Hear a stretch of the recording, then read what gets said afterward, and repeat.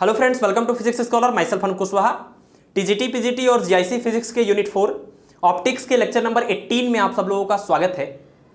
तो आज की क्लास में हम डिस्कस करेंगे डिफ्रैक्शन ऑफ लाइट के ऊपर बेस्ड प्रीवियस ईयर और इंपॉर्टेंट क्वेश्चंस। लेकिन इन क्वेश्चंस को डिस्कस करने से पहले हम यहां पर डिस्कस करेंगे कुछ मोस्ट इंपॉर्टेंट फार्मूले डिफ्रैक्शन ऑफ लाइट के, जिनके ऊपर इस टॉपिक के 90 to 95% क्वेश्चन पूछे जाते हैं। तो वैसे तो हमने लास्ट लेक्चर में डिफ्रैक्शन ऑफ लाइट के हर एक टॉपिक को जो आपके सिलेबस में है उन सब को हमने डिस्कस किया है, सारे फार्मूले हमने मेंशन किए हैं। लेकिन यहां पर हम वो सारे फार्मूले नहीं रिवाइज कर रहे हैं, सिर्फ वो फार्मूले रिवाइज करेंगे जिनके ऊपर मोस्टली क्वेश्चन पूछे जाते हैं।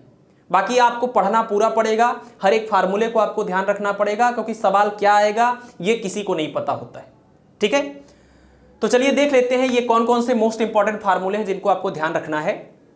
तो सबसे पहले जोन प्लेट का फार्मूला है, जो सर्कुलर जोन प्लेट का कॉन्सेप्ट था। तो जोन प्लेट का जो रेडियस होता है वो √NB लैम्डा होता है, जिसमें b और लैम्डा कांस्टेंट है, n is the natural number. यानी जोन प्लेट का जो रेडियस होता है वो नेचुरल नंबर के स्क्वायर रूट के डायरेक्टली प्रोपोर्शनल होता है। ठीक है। दूसरा फार्मूला है जोन प्लेट के फोकल लेंथ का, और आपको पता है कि जोन प्लेट कॉन्वेक्स लेंस की तरह बिहेव करता है, लेकिन ये मल्टीपल फोकस इसके पास होते हैं। तो मल्टीपल फोकस कौन कौन से होते हैं? तो FM = RN² अपान 2m-1 n लैम्डा। यहां पर n का मतलब है ऑर्डर ऑफ जोन, कौन से जोन की बात कर रहे हैं, फर्स्ट, सेकेंड, थर्ड। और m का मतलब यहां पर है कि नंबर ऑफ या ऑर्डर ऑफ फोकल लेंथ, क्योंकि आपको पता है कि जोन प्लेट मल्टीपल फोकस इसके पास होता है। तो कौन सा वाला फोकस आपको चाहिए? First focal length, second focal length, third focal length and so on. तो ये जो m है वो ऑर्डर ऑफ फोकल लेंथ है, ये जो n है वो ऑर्डर ऑफ जोन है। ठीक है, तो ये आपको डिफरेंस याद रखना। और यहां पर ये 2m-1 का मतलब कोई ऑड नंबर यहां पर आएगा। नेक्स्ट पॉइंट है आपका डिफ्रैक्शन और इंटरफेरेंस कंपोनेंट के केस में मैक्सिमा और मिनिमा का केस। तो आपको पता है कि सिंगल स्लिट की हम बात करें या डबल स्लिट की बात करें या हम मल्टीपल स्लिट की बात करें या हम ग्रेटिंग की बात करें, हर केस में डिफ्रैक्शन का जब हम केस पढ़ रहे हैं तो डिफ्रैक्शन तो हो ही रहा है। तो डिफ्रैक्शन जब भी हो रहा है, यानी सिंगल स्लिट का फ्राउनहोफर डिफ्रैक्शन, डबल स्लिट का Fraunhofer diffraction, N parallel slit या ग्रेटिंग के केस में डिफ्रैक्शन, तो जब भी डिफ्रैक्शन होगा तो उसमें मैक्सिमा का केस आएगा E sin θ ± 2m+1 λ/2। ध्यान रखिएगा। और मिनिमा के लिए E sin θ ± m लैम्डा। यानी हम ध्यान रखें, अगर आप लोग चाहे तो ऐसा कर सकते हैं कि डिफ्रैक्शन के केस में इधर जो ये नंबर होता है, ऑर्डर जो होता है, उसको आप m सेलेक्ट कर लीजिए हमेशा के लिए, और इंटरफेरेंस कंपोनेंट की जब बात करिएगा तो वहां पर n सेलेक्ट कर लीजिए, है ना। अगर ऐसा आप कर लेते हैं तो आपको बार बार कंफ्यूजन नहीं होगा, क्योंकि आगे के कुछ फार्मूले में m और n को लेकर डाउट क्रिएट हो जाता है। यहां पर साथ ही साथ E और D को लेकर भी डाउट क्रिएट हो जाता है। तो अगर आप चाहें तो ऐसा कर सकते हैं कि स्लिट के विड्थ को आप हमेशा स्मॉल e यूज करिए, और दो स्लिट है तो इनके बीच के सेपरेशन को d से एक्सप्रेस करिए। और अगर बात डिफ्रैक्शन की हो रही हो, डिफ्रैक्शन के केस में order of fringe, order of spectrum के लिए आप m दिखाइए, और इंटरफेरेंस कंपोनेंट की जब बात चले तो वहां पर n दिखाइए। तो अगर आप ऐसा करते हैं और हर बार ऐसा ही करते हैं तो आपको याद हो जाता है, इसलिए कोई डाउट नया क्रिएट नहीं होता है। ठीक है, तो और बाकी आपकी मर्जी है, आप ऐसा नहीं कि m करेंगे तभी आंसर आएगा, इससे क्या फर्क पड़ता है, ऑर्डर ही तो है, चाहे आप m लिखिए, चाहे n लिखिए, चाहे p लिखिए, कुछ भी लिखिए। तो डिफ्रैक्शन जब भी हो, यानी single slit, double slit, multiple slit, Fraunhofer diffraction के केस में मैक्सिमा का जो कंडीशन होता है वो होता है E sin θ। यहाँ पर भी E sin θ, यहाँ पर भी E sin θ। तो E sin θ चूंकि डिफ्रैक्शन का केस है तो मैक्सिमा में ये वाला टर्म आएगा 2m+1 λ/2। और मिनिमा की बात करेंगे तो दूसरा वाला जो होता है m लैम्डा या 2m λ/2 भी इसी को बोलते हैं, है ना।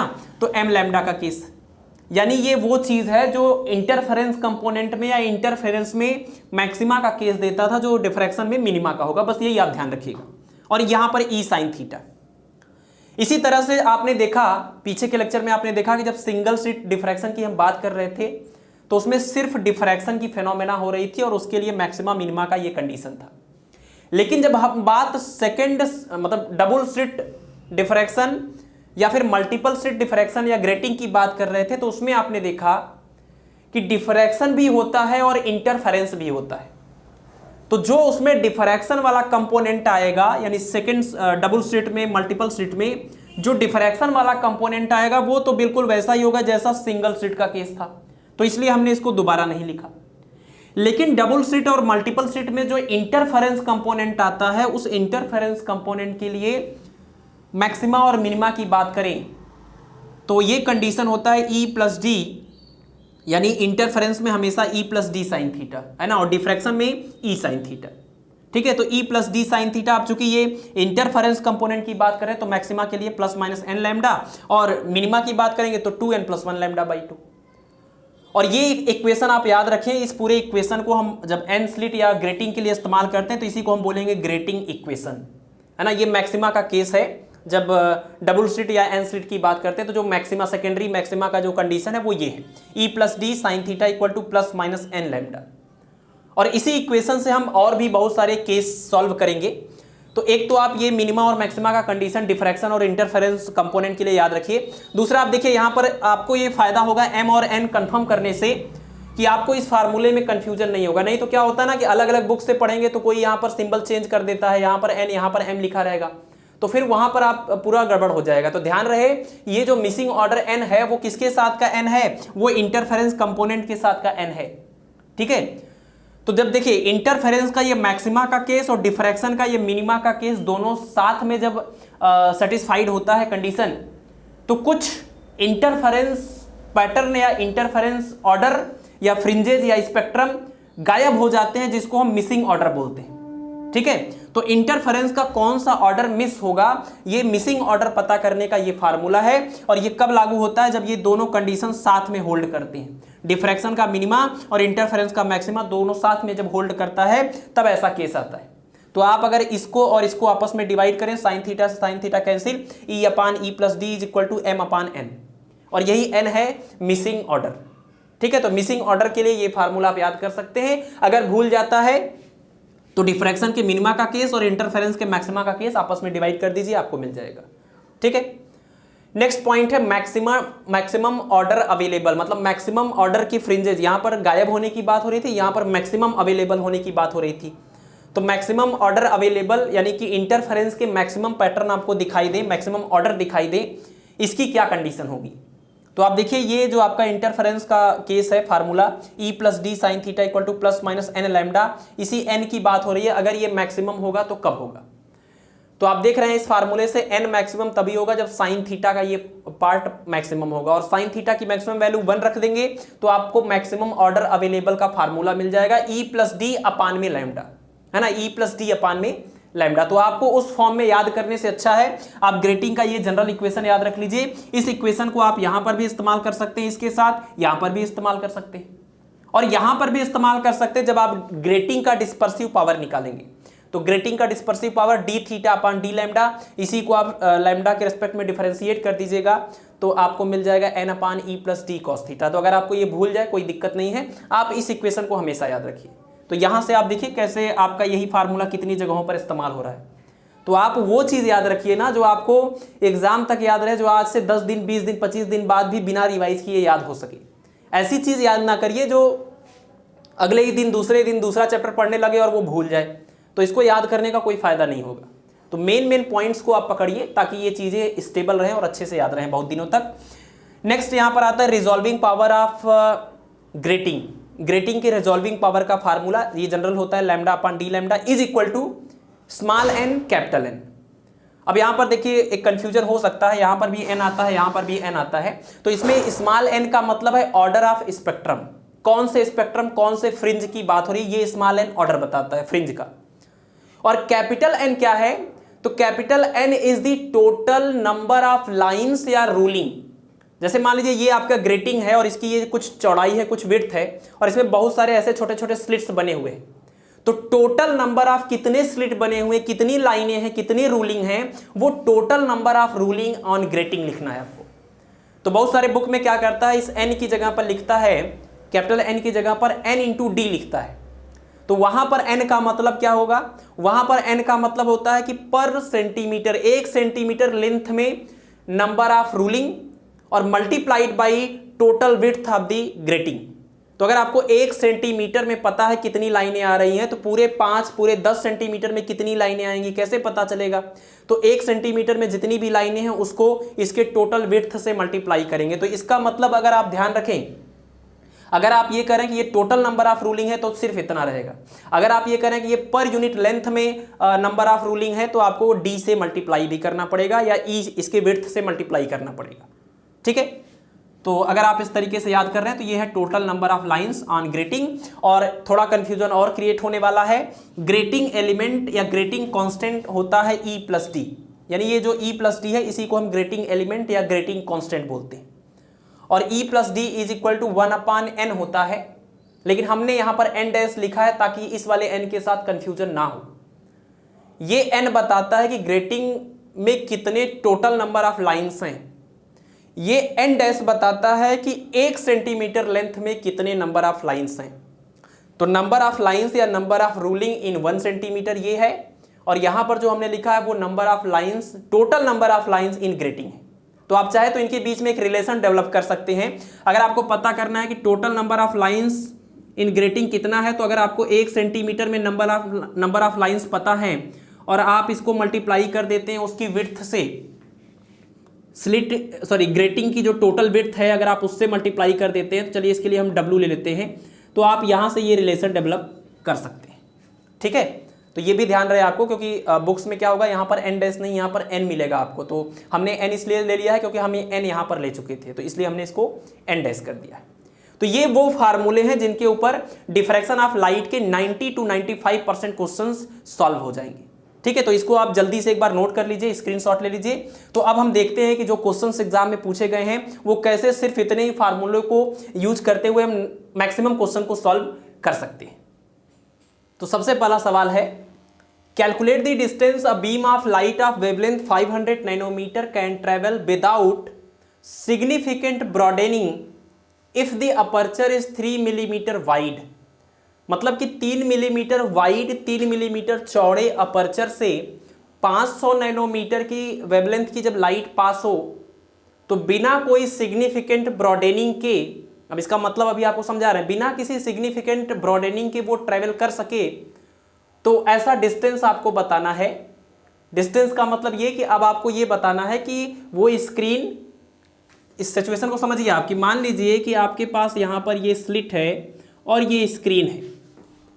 कह रहे कि स्लिट से, यहाँ पर इस स्लिट से इस स्क्रीन की वो डिस्टेंस आपको बतानी है जिसमें हम यहाँ से lambda is equal to 500 nanometre की लाइट को अगर इंसिडेंट करें, और इसका ये जो स्लिट है इसका विड्थ भी दिया हुआ है 3 मिलीमीटर, तो अगर हम ये लाइट को इससे पास करें तो वो डिस्टेंस बताइए जिसमें लाइट बिना कोई सिग्निफिकेंट ब्रॉडेनिंग के ट्रेवल कर सके।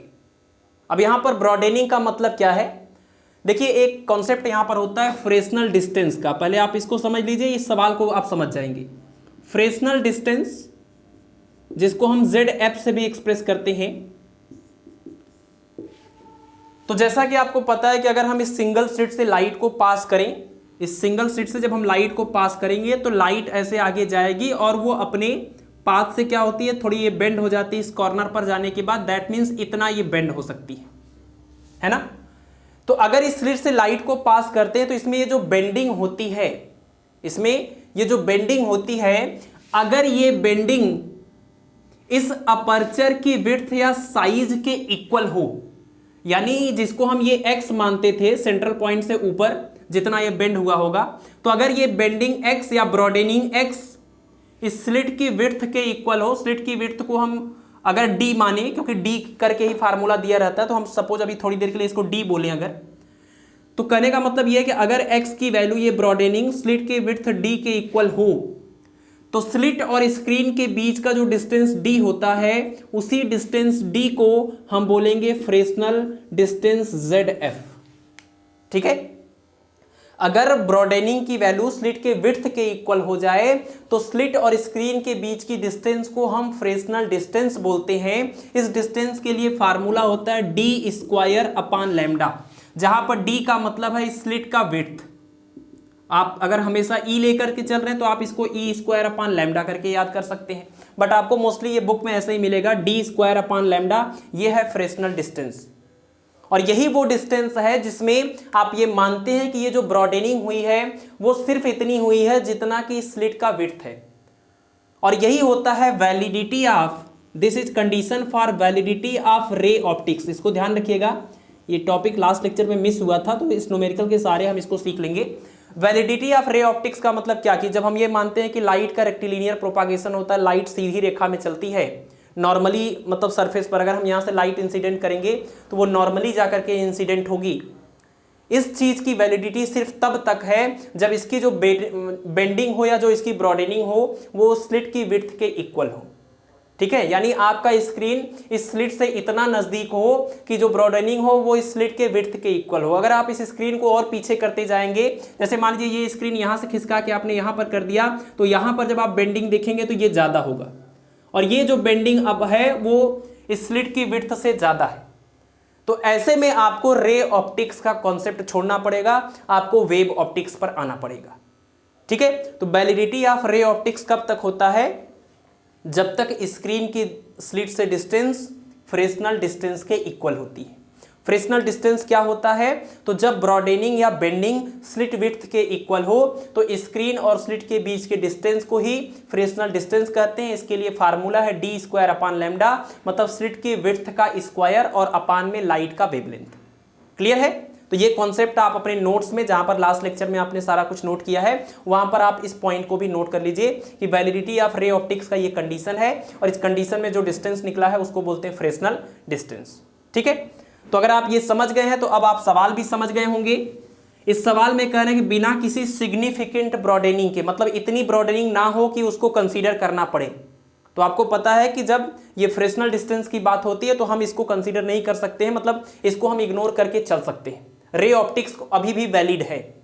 तो यही कह रहे हैं कि अगर जो लाइट यहां से इंसिडेंट हो रही है उस लाइट का wavelength lambda is equal to 500 nanometre, तो नैनोमीटर है, आप इसको मीटर में कन्वर्ट कर लीजिए, 10 पावर -9 मीटर, यानी कि 5 × 10 पावर -7 ये मीटर हो जाएगा। और जो स्लिट की विड्थ है जिसको डी बोलते हैं, हम ई बोलेंगे, और वो कितना है? वो है आपका 3 मिलीमीटर। तो 3 मिलीमीटर यानी कि 3 × 10 पावर -3 मीटर। और आपसे पूछा गया है कि वही डिस्टेंस पता करिए, तो डिस्टेंस का मतलब स्लिट से स्क्रीन की distance, that means Fresnel distance. तो z f is equal to होता है d square upon lambda, that means e square upon lambda, that means 3 × 10⁻³ whole square और अपान में लैम्डा यानी कि 5 × 10⁻7। इसी को सॉल्व कर लेंगे, कितना आ जाएगा? ये 9 है, और 10⁻6 अपान में यहाँ से 5 × 10⁻7, ये ऊपर जाके प्लस होगा, तो 9 × 10⁻+7 और -6 कितना आएगा? 1, यानी 10 और अपान में 5 से इसको डिवाइड कर दीजिए 2, और यह आ जाएगा कितना? 18 मीटर। मतलब ये स्क्रीन अगर आपका स्लिट से 18 मीटर की डिस्टेंस पर है तो रे ऑप्टिक्स यहाँ पर वैलिड है, और वो डिस्टेंस फ्रेस्नल डिस्टेंस कितना है? 18 मीटर। ठीक है, तो ये एक स्पेशल केस था जो पीछे के लेक्चर में छूट गया था, तो आपने क्वेश्चन भी कर लिया, और आई होप कि आप ये टॉपिक भी समझ गए होंगे। चलिए नेक्स्ट क्वेश्चन देखिए। In a plane diffraction grating with n element, मतलब number of slits, number of parallel slits जो है वो n है ग्रेटिंग में, the intensity of diffracted beam is proportional to. तो आपने देखा है कि सिंगल स्लिट, डबल स्लिट और एन स्लिट के केस में इंटेंसिटी के अलग अलग फार्मूले मिलते हैं। सिंगल स्लिट के केस में अल्फा आता है फार्मूले में I = I0। इंटेंसिटी के अगर हम फार्मूले की बात करें तो सिंगल स्लिट में क्या मिलता है? I = I0, और यहाँ पर आता है साइन अल्फा अपान अल्फा का होल स्क्वायर। ये सिंगल स्लिट की हम बात कर रहे हैं। डबल स्लिट की जब बात करते हैं तो यह आता है 4I0, और यहाँ पर आता है sine alpha upon alpha whole square और cos square beta. Multiple slit की जब हम बात करते हैं तो मल्टीपल स्लिट यानी एन स्लिट के केस में आता है 4I0 sine alpha upon alpha whole square, और यहाँ पर क्या आता है? Sine N beta upon sine beta whole square. यही फार्मूला मिलता है इंटेंसिटी का। तो ये सिंगल स्लिट का हो गया, डबल स्लिट का हो गया, एन स्लिट का हो गया। तो क्वेश्चन में यही करें कि एन स्लिट के केस में जो इंटेंसिटी होती है वो किसके प्रोपोर्शनल होती है, मतलब नंबर ऑफ एन के हिसाब से आपको बताना है कि नंबर ऑफ जो स्लिट है उसके पावर 1 पर डिपेंड करती है, पावर 1/2, पावर 2, पावर 1, इस तरीके से ये पूछा गया है। चलिए इसमें कोई और पावर ले लेते हैं। तो हमने आपको बताया था लास्ट लेक्चर में कि आई एन का अगर हम ये मैक्सिमम वाला केस निकालें, मतलब कि जब ये मैक्सिमम होगा सेकेंड फैक्टर के अकॉर्डिंग इसकी मैक्सिमम वैल्यू कितनी होगी, तो 4i0 sine alpha upon alpha और ये होल स्क्वायर, जब बीटा एन पाई को टेंड्स करता है तो ये मैक्सिमम आता है और इसकी वैल्यू हो जाती है कितनी, इसकी वैल्यू इक्वल हो जाती है एन के, यानी कि ये हो जाएगा एन का स्क्वायर। ठीक है, तो आपको ये फार्मूला भी याद रखना है, हमने कहा था लास्ट लेक्चर में भी, और ये सवाल इसी के ऊपर है कि आई प्रोपोर्शनल टू क्या, एन स्क्वायर। तो मल्टीपल स्लिट के केस में जो इंटेंसिटी होती है वो नंबर ऑफ स्लिट के स्क्वायर के डायरेक्टली प्रोपोर्शनल होता है। इसके ऊपर रेशियो वाला सवाल भी पूछा जा सकता है ना। नंबर ऑफ स्लिट अगर बदल बदल के 2 बार दे दें और एक केस में इंटेंसिटी दे दें तो दूसरे केस में इंटेंसिटी आपसे पूछ सकते हैं। तो I1 upon I2 is equal to N1 upon N2 का होल स्क्वायर, ये केस बन सकता है यहाँ से। फिलहाल इन्होंने यही पूछा था कि इंटेंसिटी नंबर ऑफ स्लिट के किस पावर पर डिपेंड करता है, तो पावर 2 पर डिपेंड करता है। ठीक है, ये हो गया आपका क्वेश्चन नंबर 2। अगला क्वेश्चन देखिए, light of wavelength lambda is incident on a slit of width D. ध्यान दीजिएगा, अब देखिए विड्थ चूंकि मोस्टली डी लोग लेते हैं, लेकिन हम सोच रहे थे कि बार बार चेंज ना करना पड़े, तो इसलिए हमने हर बार स्मॉल ई दिखाया है। तो ऐसा कोई हार्ड एंड फास्ट रूल नहीं है कि आप भी उसी चीज़ को फॉलो करिए, वो मैं अपने हिसाब से याद करने के लिए ऐसा करता हूं। तो आप डी लीजिए, ई लीजिए, कोई फर्क नहीं पड़ता, लेकिन आपको पता होना चाहिए कि फार्मूले में जो भी टर्म आप यूज कर रहे हैं वो है क्या चीज़ एक्चुअली। ठीक है, तो अगर स्लिट की विड्थ है स्लिट ऑफ विड्थ डी और wavelength lambda, the resulting diffraction pattern is observed on screen, सबको पता है, at a distance capital D, ये भी सबको पता है, बट इन्होंने दिया है the linear width of principal maxima is, linear width of principal maxima is then equal to the width of slit. यहीं पर मेन चीज है कि linear width of principal maxima, principal maxima का जो लीनियर विड्थ है वो इक्वल होगा स्लिट के विड्थ यानी स्मॉल डी के इक्वल। तो उस केस में डी की वैल्यू यानी कैपिटल डी की वैल्यू कितनी होगी। सिचुएशन यही है कि ये कोई स्लिट है, यहां कोई स्क्रीन है, स्लिट और स्क्रीन के बीच का डिस्टेंस कैपिटल डी, स्लिट का जो विड्थ है वो स्मॉल डी, लाइट जो यहां से पास होगी उसका वेवलेंथ लैम्डा। स्क्रीन पर आपको पता है सिंगल स्लिट के केस में डिफ्रैक्शन पैटर्न इस तरीके का मिलता है, इस तरीके का, इसी को हम बोलते हैं सेंट्रल मैक्सिमा, प्रिंसिपल मैक्सिमा। तो प्रिंसिपल मैक्सिमा की जो विड्थ है, मीन्स यहां से लेकर के यहां तक की ये जो विड्थ है, ये विड्थ कह रहे हैं कि ये जो विड्थ है वो इसके इक्वल होगा। प्रिंसिपल मैक्सिमा का लीनियर विड्थ स्लिट के विड्थ के इक्वल अगर हो जाए तो कैपिटल डी की वैल्यू बताइए। तो लास्ट लेक्चर में हम जब सिंगल स्लिट एक्सप्लेन कर रहे थे तो वहाँ पर बाई मिस्टेक हम ही से एडिटिंग के दौरान हमने पूरा डिस्कस किया था उसको, बट एडिटिंग के दौरान लास्ट का कुछ पोर्शन जिसमें हमने लीनियर और एंगुलर विड्थ था principal maxima in single slit discuss कर रहे थे, वो सारा कट गया था, मीन्स डिलीट हो गया था। तो इस वजह से वहाँ पर वो चीज़ें नहीं हो पाई, नहीं तो आपको पता चल जाता सीधे सीधे कि इसका फार्मूला क्या होता है। तो मैं फिर से इसको मेंशन कर देता हूँ। देखिए, जब आप इस पॉइंट को इससे मिलाएंगे और इससे मिलाएंगे, और ये क्या है, अगर आपका ये प्रिंसिपल मैक्सिमा है तो ये क्या है, ये आपका फर्स्ट मिनिमा है, ये भी क्या है, नीचे की तरफ फर्स्ट मिनिमा है। तो दोनों मिनिमाज के बीच में, दोनों फर्स्ट मिनिमा के बीच में ये जो डिस्टेंस है वो एक्चुअल में इस प्रिंसिपल मैक्सिमा का लीनियर विड्थ है। और अगर आपको लीनियर विड्थ पता चल जाए तो आप ये एंगल जब निकाल लेंगे तो इसको बोलेंगे कि ये एंगुलर विड्थ है। और आपको ये भी पता है कि बिल्कुल ये सेंट्रल पॉइंट यहाँ पर जब पी नॉट अगर हम बोल दें तो पी नॉट से ऊपर जितनी डिस्टेंस होती है नीचे भी उतनी ही डिस्टेंस होती है।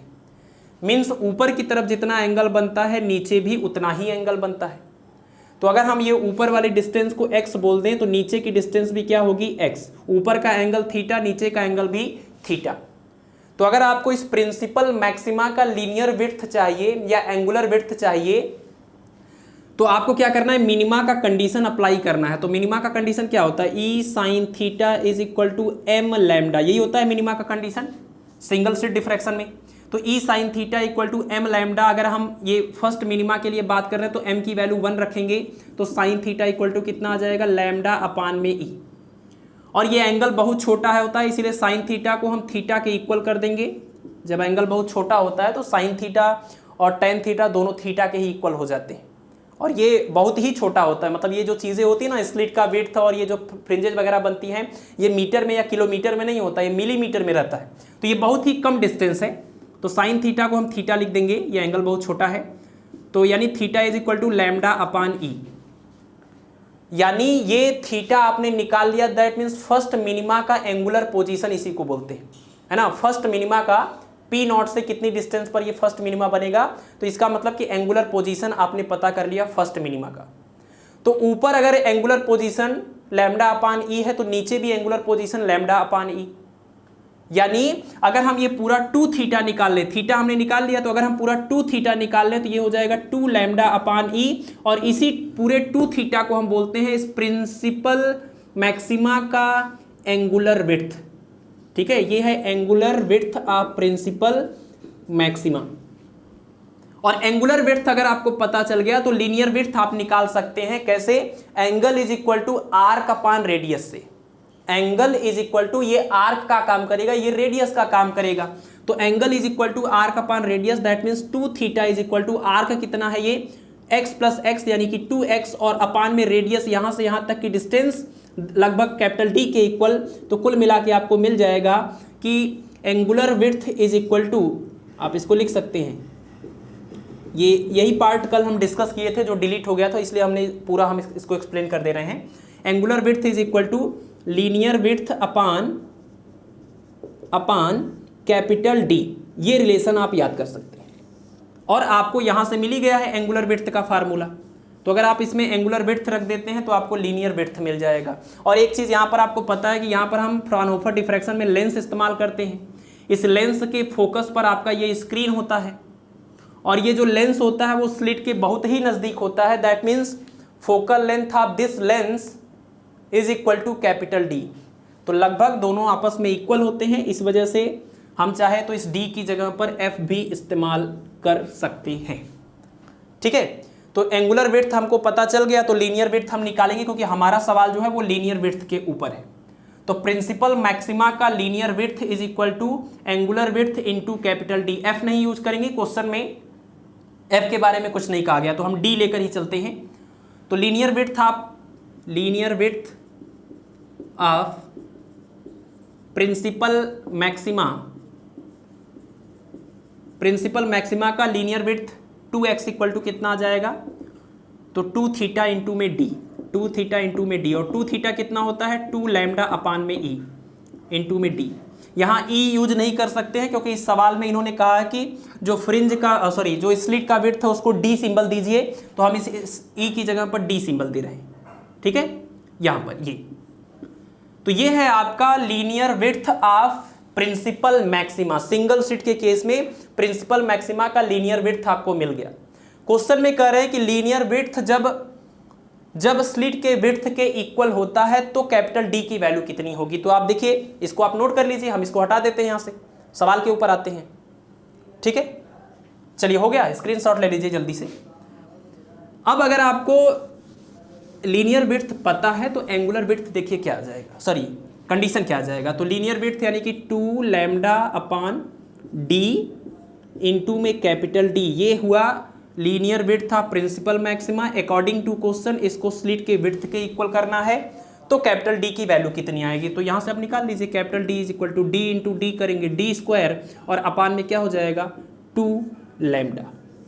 ठीक है, तो क्वेश्चन में कुछ नहीं था, अगर लास्ट लेक्चर में वो मिस्टेक ना हुआ होता तो आपको पहले से पता हो जाता, बट आप अभी से इसको नोट कर लीजिए। वहीं पर कुछ चीज़ें जो छूट रही हैं, जैसे फ्रेक्शनल डिस्टेंस कल छूट गया था उसको बताने के लिए, और ये पॉइंट वहाँ पर डिलीट हो गया था, तो इन दोनों पॉइंट्स को भी आप फार्मूले के साथ नोट कर लीजिए। एक चीज़ और हमने शुरुआत में आपको मेंशन किया, ग्रेटिंग एलिमेंट, तो ग्रेटिंग एलिमेंट भी वहाँ पर मेंशन करना भूल गए थे। फार्मूला हमने सब कुछ मेंशन किया था, बट नाम नहीं बताया कि this is called grating element, तो उसको भी आप वहाँ पर ऐड कर लीजिए।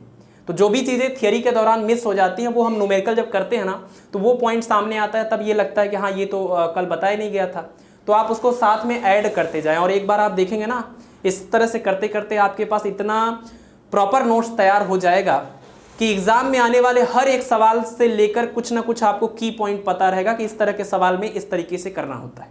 ठीक है, तो D स्क्वायर अपान 2 लैम्डा इस क्वेश्चन का आंसर हो जाएगा, यानी कि ऑप्शन नंबर C करेक्ट हो जाएगा। नोट कर लीजिए क्वेश्चन नंबर 4 देखिए, in a plane transmission grating the angle of diffraction for second order maxima, ध्यान से इसको पढ़ना है, for wavelength 5 × 10⁻⁵ centimetre is 30 degree, the number of lines for 1 centimetre of grating surface will be. देखिए तो आपको पता है कि प्लेन ट्रांसमिशन ग्रेटिंग के लिए ग्रेटिंग का इक्वेशन क्या होता है, तो ग्रेटिंग का इक्वेशन क्या होता है, यानी मैक्सिमा का जो केस है वही ग्रेटिंग का इक्वेशन है, E + D sin theta is equal to n lambda. ये क्या है, ये है मैक्सिमा का केस, कब, ग्रेटिंग के लिए, इसी को हम ग्रेटिंग इक्वेशन बोलते हैं। तो ग्रेटिंग के लिए जो मैक्सिमा का केस होता है वो होता है E + D sin theta is equal to n lambda, जहां पर n जो है ऑर्डर को बताता है और E स्लिट के विड्थ को और D उनके बीच के सेपरेशन। तो according to the question second order maxima की बात हो रही, तो सेकेंड ऑर्डर का मतलब कि order n is equal to 2, maxima की बात हो रही, तो इसलिए हमने मैक्सिमा का ये कंडीशन इस्तेमाल कर लिया।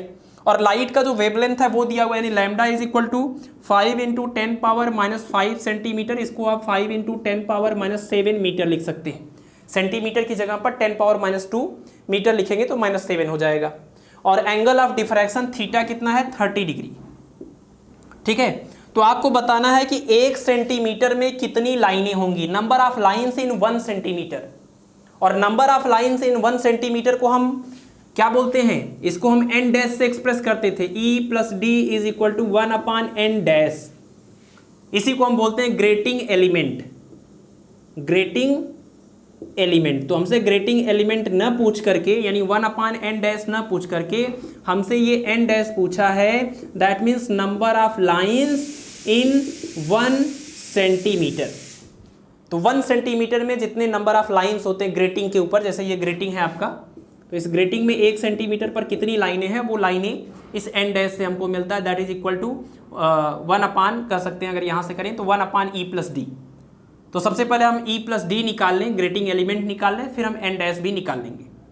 तो इसको आप सॉल्व कर दीजिए, इन सभी वैल्यूज को पुट कर दीजिए, E की वैल्यू निकल, E + D निकल जाएगा, E + D यहाँ पर हो जाएगा sin 30 is equal to n की जगह पर 2 और लैम्डा की जगह पर 5 × 10⁻⁷। तो मल्टीप्लाई कर लीजिए, sin 30 की वैल्यू 1/2 हो जाएगा, E + D is equal to ये हुआ आपका 10 × 10⁻⁷, यानी कि ये 2 मल्टीप्लाई हो जाएगा, तो E + D is equal to आ जाएगा 20 × 10⁻⁷। ठीक है, तो E + D की वैल्यू आ गई 20 × 10⁻⁷, और इसका यूनिट क्या होगा, मीटर। अगर आप इसको सेंटीमीटर में कन्वर्ट करेंगे तो 20 × 10⁻⁵ सेंटीमीटर। तो E + D की वैल्यू 20 × 10⁻⁵ सेंटीमीटर है। तो आपको पता करना है कि 1 सेंटीमीटर में कितने नंबर ऑफ लाइन्स होंगे, दैट मीन्स n डैश पता करना है। तो E + D is equal to 1/n dash, this implies that n dash is equal to 1/E + D। तो E + D यानी ग्रेटिंग एलिमेंट आप निकाल चुके हैं, तो n dash is equal to 1/E + D यानी कि 20 × 10⁻⁵।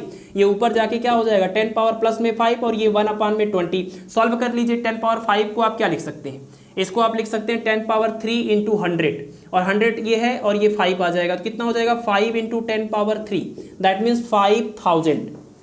5000 लाइन्स आएंगी 1 सेंटीमीटर लेंथ में। ये जो ग्रेटिंग आपके पास है उस ग्रेटिंग के 1 सेंटीमीटर में 5000 लाइनें ऐसी रूलिंग्स बनी होंगी अकॉर्डिंग टू द प्रॉब्लम।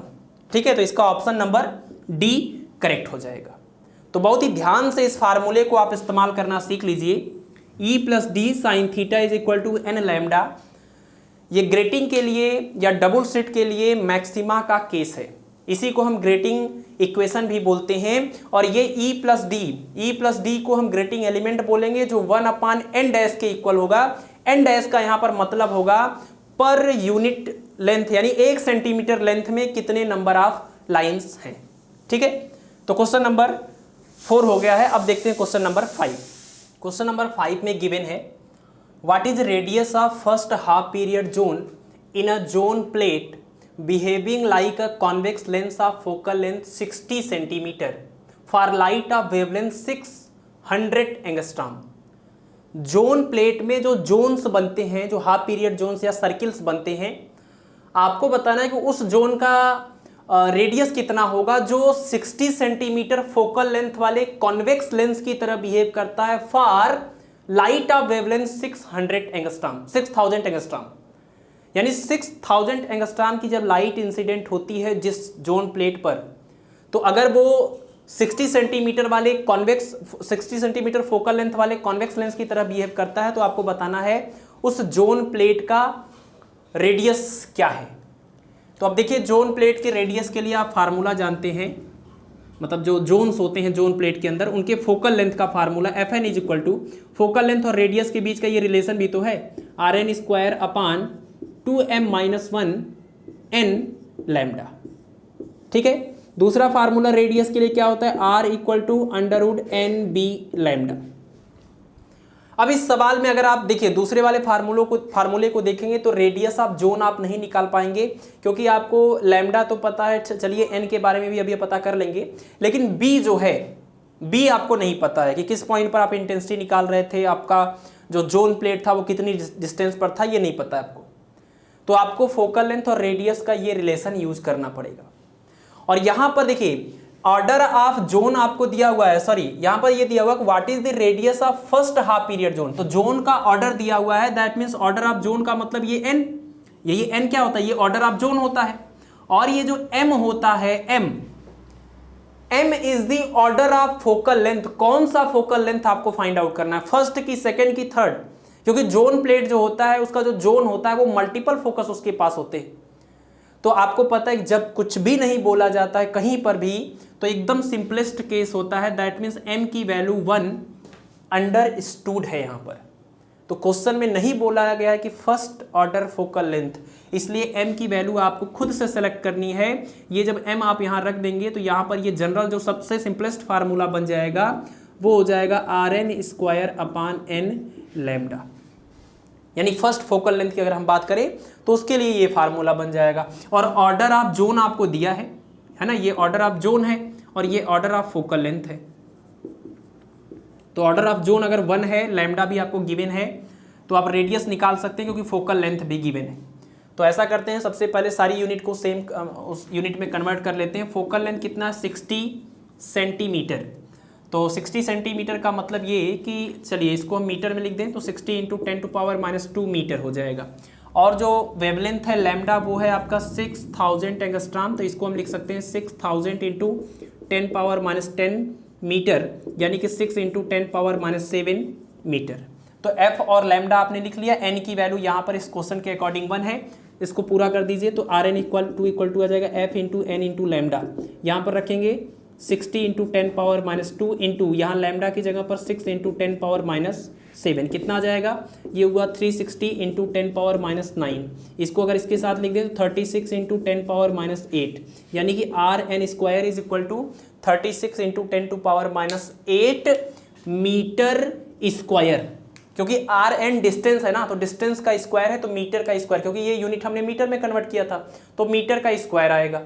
दोनों साइड का स्क्वायर रूट ले लीजिए, तो RN मतलब रेडियस ऑफ, n का मतलब यहाँ 1 है बल्कि R1, तो R1 इक्वल टू कितना आ जाएगा, ये 6 × 10⁻4 मीटर आ जाएगा। तो 6 × 10⁻4 मीटर है, आप इसको चाहे तो सेंटीमीटर में लिख सकते हैं, 6 × 10⁻2 सेंटीमीटर आप इसको कह सकते हैं। और 1 सेंटीमीटर में कितना होता है, 10 मिलीमीटर, तो आप इसको चाहे तो 0.6 मिलीमीटर भी बोल सकते हैं।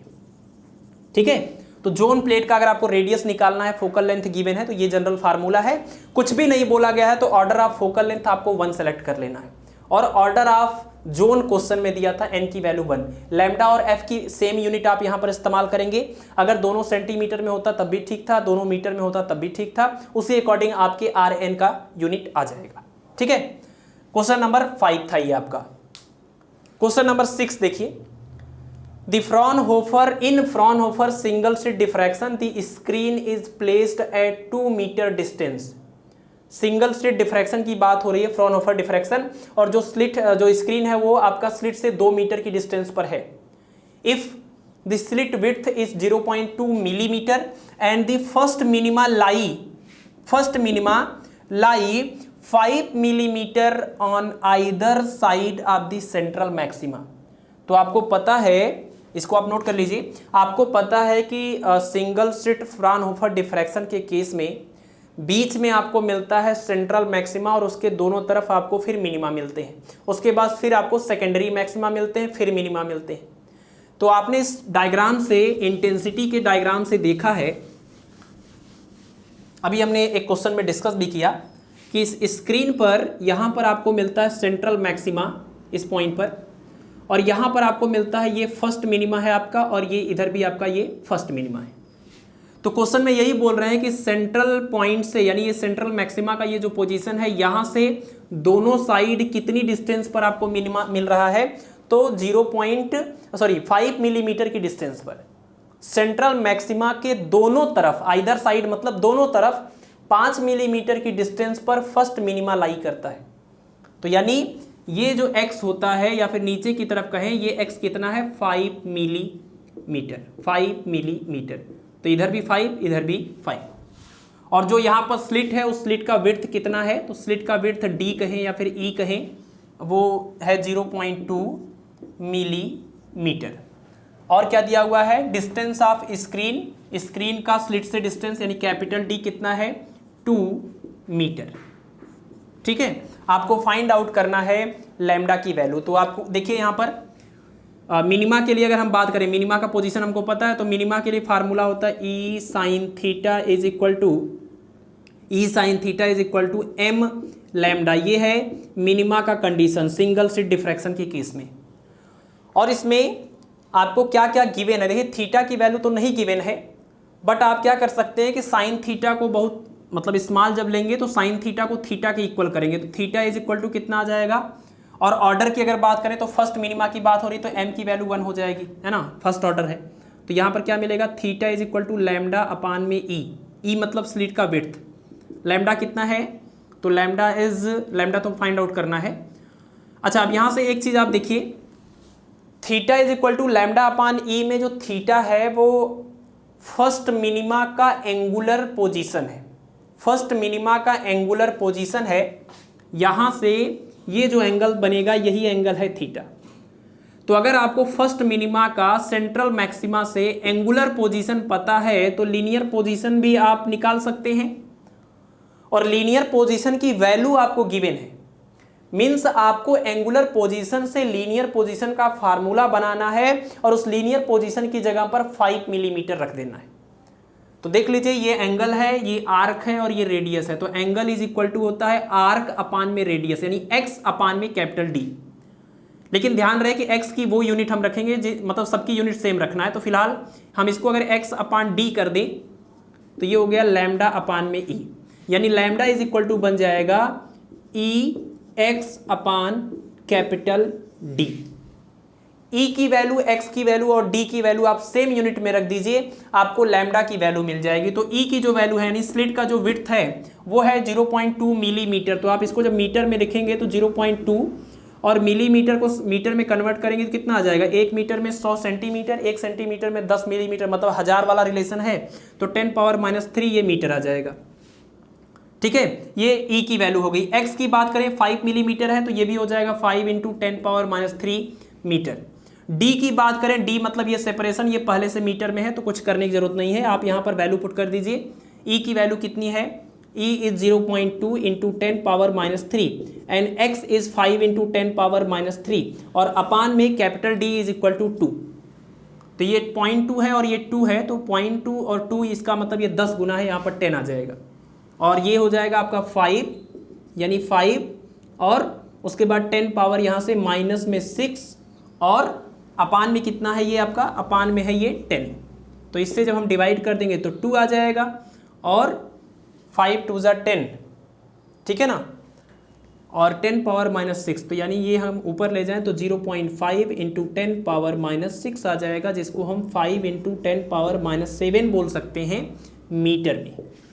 तो 5 × 10⁻⁻7 मीटर हो गया। अगर हम इसमें 1000 से मल्टीप्लाई और डिवाइड कर दें तो लैम्डा इज इक्वल टू, ये जो 5 × 10⁻⁻7 मीटर है इसको हम 5000 × 10⁻⁻10 मीटर बोल सकते हैं, और ये बन जाएगा एंगस्ट्रॉम, दैट मीन्स 5000 एंगस्ट्रॉम। ठीक है ना, इस क्वेश्चन का आंसर आ जाएगा 5000 एंगस्ट्रॉम। इस सवाल को थोड़ा फिर से समझते हैं, क्योंकि इसमें एंगुलर और लीनियर के बीच का अगर रिलेशन आप नहीं निकाल सकते हैं तो फिर ये क्वेश्चन नहीं हो पाएगा। देखिए सिचुएशन ये है कि सिंगल स्लिट का केस है, सिंगल स्लिट फ्राउनहोफर डिफ्रैक्शन, और उसमें कह रहे हैं कि जो सेंट्रल मैक्सिमा है उस सेंट्रल मैक्सिमा की सेंट्रल पोजीशन से दोनों साइड 5 मिलीमीटर की डिस्टेंस पर आपको फर्स्ट मिनिमा मिल रहा है। तो इसका मतलब कि इसके ऊपर अगर हम ये मान लें कि फर्स्ट मिनिमा की जो डिस्टेंस है वो x है, तो नीचे भी इसको क्या बोल सकते हैं, x बोल सकते हैं।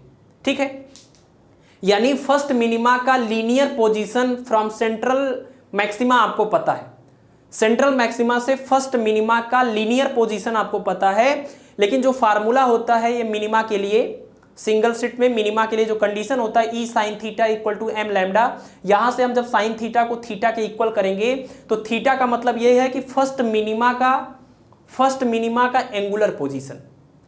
तो इस कंडीशन से तो हम एंगुलर पोजीशन निकाल पाएंगे, लेकिन क्वेश्चन में हमको लीनियर पोजीशन दिया है।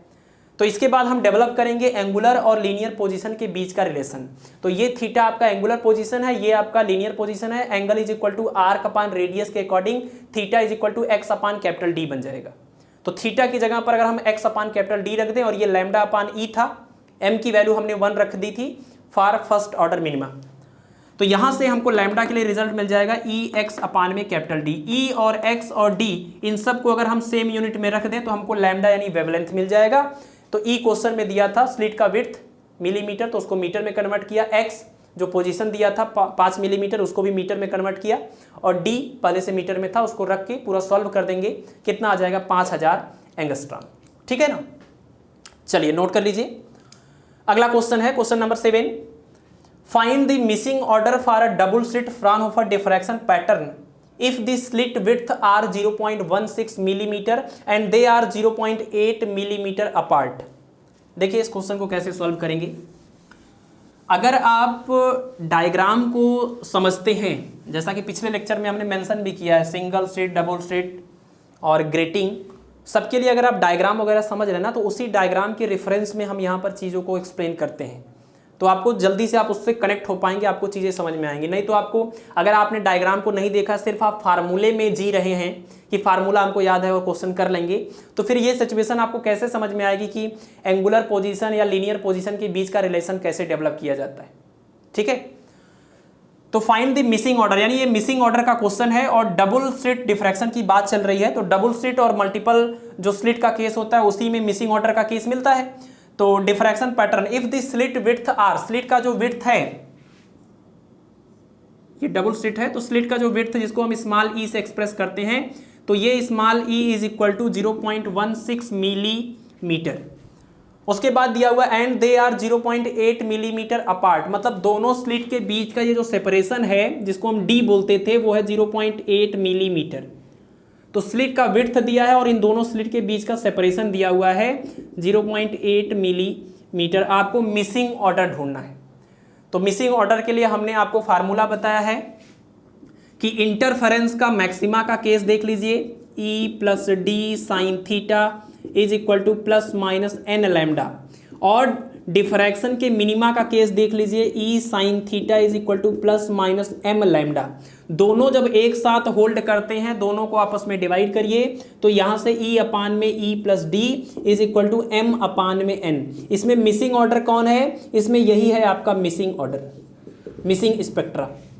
ठीक है, तो यानी आपको एन की वैल्यू फाइंड आउट करनी है कि कौन कौन से ऑर्डर के इंटरफेरेंस पैटर्न या फ्रिंजेज या स्पेक्ट्रम मिसिंग होंगे या वहां पर नहीं दिखाई देंगे उस स्क्रीन पर। तो इस सवाल में ई और डी दोनों की वैल्यू गिवन है, यहां पर आप रख करके निकाल सकते हैं। और एम क्या है, M is the order, M का मतलब ये 1 2 3 एंड सो ऑन, इस तरीके से आप रखेंगे।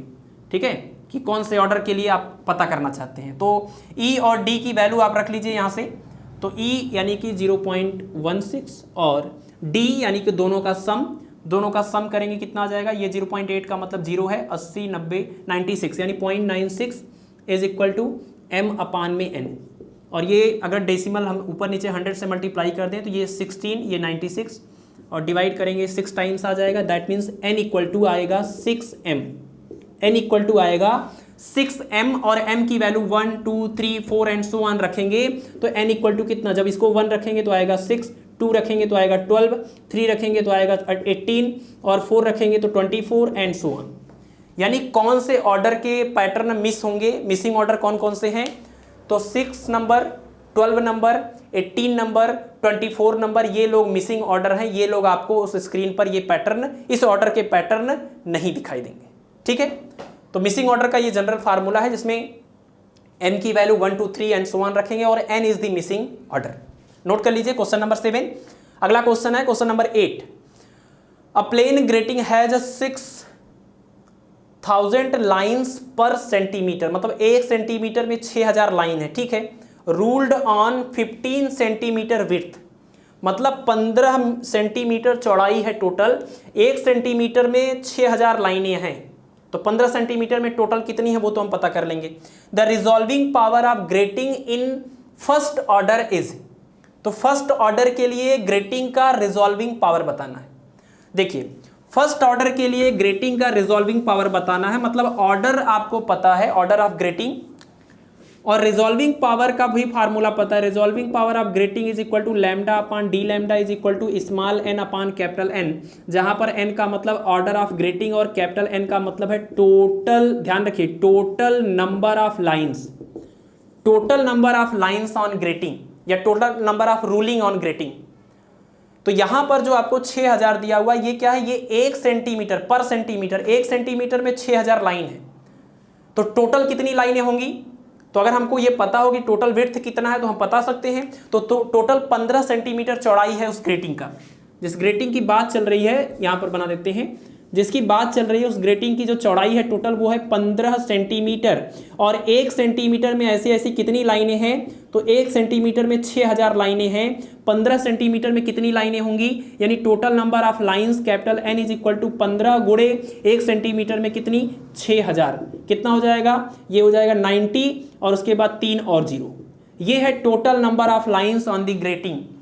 ग्रेटिंग के ऊपर टोटल नंबर ऑफ लाइंस 90000 आएगा, और आप यहां से रिजॉल्विंग पावर निकाल सकते हैं। ऑर्डर कितना है, ऑर्डर क्वेश्चन में बोला है फर्स्ट, तो फर्स्ट ऑर्डर के लिए आपको रिजॉल्विंग पावर निकालना है ना, फर्स्ट ऑर्डर के लिए। तो n की वैल्यू 1 रखेंगे तो ये हो गया 1 इंटू कैपिटल N, और ये कितना है 90000, और ये पूरा कितना आ जाएगा 90000। तो resolving power of grating for first order will be 90000, यानी कि option number C will be correct. तो आप देखिए रिजॉल्विंग पावर का केस, मिसिंग ऑर्डर का केस और मैक्सिमम ऑर्डर अवेलेबल का केस, ये one of the most important फार्मूले में से एक है। इसीलिए हमने लेक्चर के शुरुआत में ही इन सारे फार्मूलों को एक बार मेंशन कर दिया, ताकि आपको पता रहे कि पूरे लेक्चर में सबसे ज़्यादा किस फार्मूले का हम इस्तेमाल करने जा रहे हैं और उसका मीनिंग क्या है। इसको नोट कर लीजिए, 2-3 और क्वेश्चन कराते हैं, इसके बाद आपका होमवर्क देंगे ताकि आप उसको सॉल्व करें और प्रैक्टिस करें, फार्मूले आपको याद हो जाए। तो क्वेश्चन नंबर 9 में दिया हुआ है, the third focal length of zone plate for a light of wavelength lambda and radius of nth zone Rn is given by, मतलब nth जो जोन है उसका रेडियस दिया हुआ है, जो लाइट इंसिडेंट हो रहा है जोन प्लेट के ऊपर उसका वेवलेंथ दिया हुआ है। तो थर्ड फोकल लेंथ आपको बताना है। थर्ड फोकल लेंथ का मतलब कि फोकल लेंथ का ऑर्डर 3 होगा, जोन प्लेट का ऑर्डर नहीं दिया, जोन प्लेट कौन सा है तो nth ऑर्डर का जोन दिया हुआ है, यानी आपको जोन प्लेट का ऑर्डर तो n ही रखना है, लेकिन फोकल लेंथ थर्ड ऑर्डर का आपको चाहिए। यानी आप देखिए जोन प्लेट के फोकल लेंथ का फार्मूला क्या है, Fm is equal to Rn square upon 2m-1 n lambda, ये जनरल फार्मूला है। क्वेश्चन में कह रहे हैं कि फोकल लेंथ थर्ड ऑर्डर का चाहिए, दैट मीन्स m की वैल्यू यहाँ पर 3 है। और ऑर्डर आप जोन प्लेट की बात करें तो जोन प्लेट का ये जो ऑर्डर n है, ये क्वेश्चन में भी दिया हुआ है कि nth ऑर्डर की बात है, तो इसका मतलब n की जगह पर तो n रहेगा, लेकिन m की जगह पर फोकल लेंथ का ऑर्डर कौन सा है तो थर्ड फोकल लेंथ ना, तो m की जगह पर 3 रख दीजिएगा, तो mf3 कर लीजिए is equal to Rn square ही रहेगा, क्योंकि इन्होंने कहा कि Rn ही लेना है, और 2 और m की जगह पर 3 - 1 n और उसके साथ में लैम्डा, तो ये हो जाएगा Rn स्क्वायर अपान कितना आ जाएगा 6 - 1 यानी कि 5n लैम्डा। तो सिंपल सा ये क्वेश्चन है, सिर्फ आपको ये पकड़ना है कि जो ऑर्डर दिया हुआ है वो जोन का दिया हुआ है या फोकल लेंथ का दिया हुआ, तो ये फोकल लेंथ का ऑर्डर दिया था, तो Rn square upon 5n lambda इस क्वेश्चन का आंसर हो जाएगा। क्वेश्चन नंबर 10, ये प्लेन डिफ्रैक्शन ग्रेटिंग का क्वेश्चन है। A plane diffraction grating is 5 centimetre wide, ऐसा ये क्वेश्चन हम पहले कर चुके हैं, ठीक है। हैज़ 5000 लाइन्स पर सेंटीमीटर, मतलब कि जो ग्रेटिंग है वो 5 सेंटीमीटर चौड़ाई का है और 1 सेंटीमीटर में टोटल 5000 लाइनें हैं। तो resolving power of grating in the third order spectrum, तो थर्ड ऑर्डर स्पेक्ट्रम के लिए ग्रेटिंग का रिजॉल्विंग पावर बताना है, तो ग्रेटिंग का रिजॉल्विंग पावर क्या होता है, lambda upon D lambda is equal to small N into capital N, जहां कैपिटल एन का मतलब यह क्या होगा, कैपिटल एन का मतलब होगा कि एन डैश और इनटू में डब्ल्यू, मतलब कि 1 सेंटीमीटर की लेंथ में कितने लाइनें हैं और इनटू उस ग्रेटिंग का टोटल विड्थ कितना है। तो 1 सेंटीमीटर में टोटल 5000 लाइनें हैं, 1 सेंटीमीटर में 5000 लाइनें हैं और इसकी विड्थ कितनी है 5 सेंटीमीटर, है ना।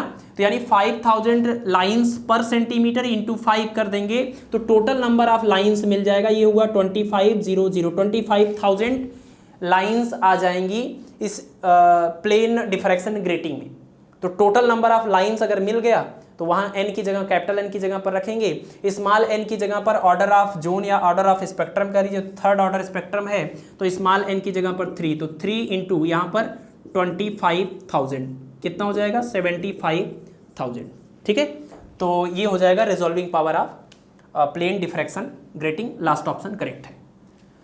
लास्ट क्वेश्चन देखिए, क्वेश्चन नंबर 11। ये भी एक थोड़ा अलग टाइप का क्वेश्चन है, अभी तक जितने भी क्वेश्चन आपने किए इस तरह की प्रॉब्लम उसमें नहीं आई थी। तो इसमें दिया हुआ कि sodium light of wavelength 5890 angstrom falls normally on a diffraction grating यानी plane diffraction grating having 6000 lines per centimetre.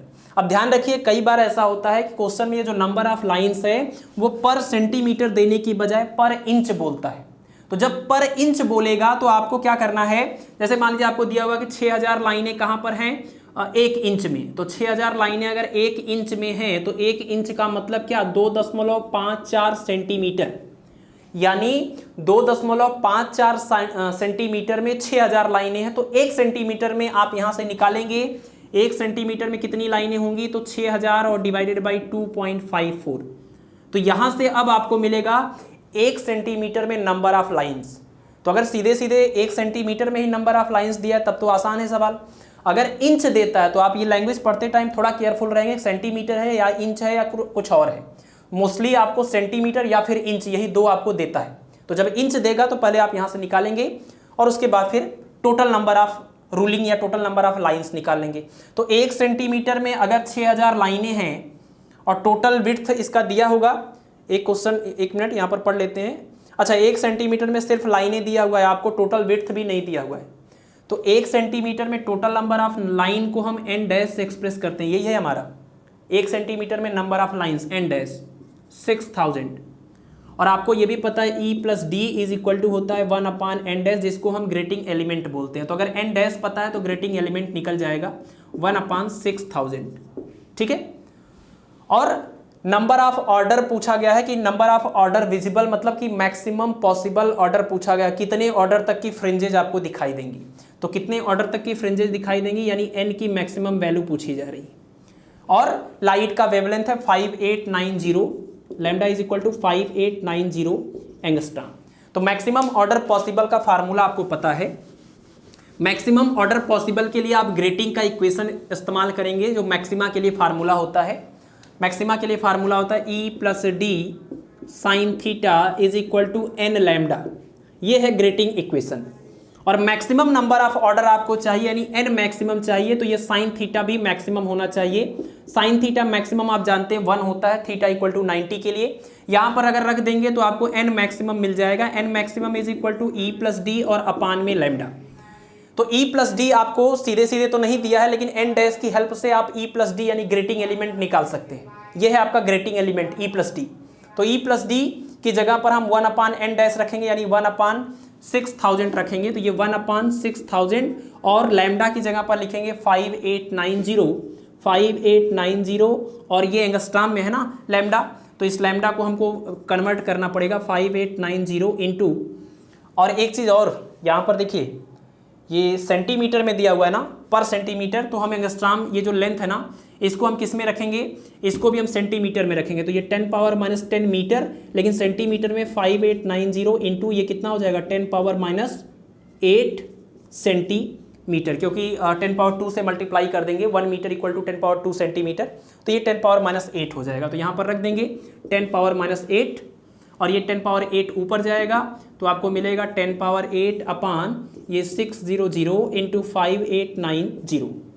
After calculation, ये मैं पूरा कैलकुलेट नहीं कर रहा हूँ, आफ्टर कैलकुलेशन जो रिजल्ट आता है वो आता है 2.8 समथिंग। तो मान लीजिए 2.83 के आसपास कुछ वैल्यू आएगी, यानी जो मैक्सिमम ऑर्डर आपको मिला है वो मैक्सिमम ऑर्डर एक कंप्लीट नंबर ना मिल करके ये फ्रैक्शनल आपको मिल रहा है, 2.83 मिल रहा है। तो नंबर ऑफ ऑर्डर जो होता है वो हमेशा एक इंटीग्रल नंबर होता है, वो कभी फ्रैक्शन में नहीं होता है। तो 2.83 आया है तो इसको आप क्या लिखेंगे, 3 लिखेंगे कि 2 लिखेंगे? तो मैक्सिमम ये बता रहा है 2.8, मतलब आपको इसके ऊपर नहीं जाना है। तो जो मैक्सिमम नंबर ऑफ ऑर्डर ऐसे सवालों में आएगा वो जितना भी आपका फ्रैक्शनल नंबर आ रहा है उससे पहले का जो इंटीग्रल नंबर है वही आपका आंसर होगा। तो 2.83 जो है ना, उस 2.83 के रिस्पेक्ट में आपका जो कंप्लीट नंबर मिलेगा वो मिलेगा 2, यानी कि इसका ये आंसर करेक्ट होगा। तो ऑप्शन में आपको वो ऑप्शन भी दिया रहेगा जो कैलकुलेशन से यहां पर आता है। और बहुत सारे लोग क्या करते हैं, इसको राउंड ऑफ कर लेते हैं, 2.83 मतलब वेरी क्लोज टू 3, और इसलिए कहते हैं कि ऑप्शन नंबर 3 करेक्ट हो जाएगा, सेकेंड वाला ये ऑप्शन। तो ये ऑप्शन नहीं करेक्ट होगा। मैक्सिमम नंबर ऑफ ऑर्डर के लिए जो भी आपको यहाँ फ्रैक्शनल नंबर मिल रहा है उससे पहले का जो कंप्लीट नंबर है, इंटीग्रल नंबर है, वही आपका आंसर हो जाएगा। तो 2.83 का आंसर 2 हो जाएगा। मान लीजिए यहाँ पर अगर आंसर आ जाए 3.2 तो इसका आंसर 3 हो जाएगा। अगर 4.5 तो आंसर 4 हो जाएगा। 7.9 तो वेरी क्लोज टू 8 तो है, लेकिन 7.9 का आंसर क्या आएगा, 7 आएगा। ठीक है, तो मैक्सिमम नंबर ऑफ ऑर्डर के लिए इस तरीके से सॉल्व करते हैं। अगर फ्रैक्शन आ जाए तो थोड़ा केयरफुल रहना आपको। तो this is all about diffraction of light. हर तरह के क्वेश्चंस को हमने कोशिश किया है कि सारे फार्मूले आप यूज करना जान जाए, अप्लाई करना जान जाए। तो ये सारे क्वेश्चन आप कर लीजिएगा। अब कुछ क्वेश्चन आपको देते हैं होमवर्क के लिए, आप उनको भी सॉल्व करें, उनको भी प्रैक्टिस करें। तो आपके होमवर्क का सबसे पहला सवाल है, the maximum power of grating with 1000 lines in second order in the range of wavelength of 6000 angstrom is. Wavelength दिया है, ऑर्डर दिया है, नंबर ऑफ लाइन्स दिया हुआ है, तो आपको बताना है मैक्सिमम पावर। ठीक है, तो मैक्सिमम पावर का मतलब मैक्सिमम रिजॉल्विंग पावर की बात चल रही है। तो ये ऑप्शन है 10,000, 20,000, 30,000, 60,000।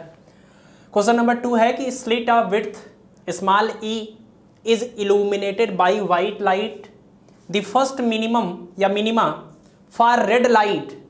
अगर वाइट लाइट इंसिडेंट कर रहे हैं स्लिट पर तो उसमें रेड कलर का जो फर्स्ट मिनिमा है, और रेड कलर का वेवलेंथ दिया हुआ है 6500 एंगस्ट्रॉम, तो first minima is obtained at 30 degree, मतलब angular position of first minima for red colour of light ये दिया हुआ है 30 degree, and the value of slit यानी कि स्लिट की जो विड्थ है वो आपको बतानी है।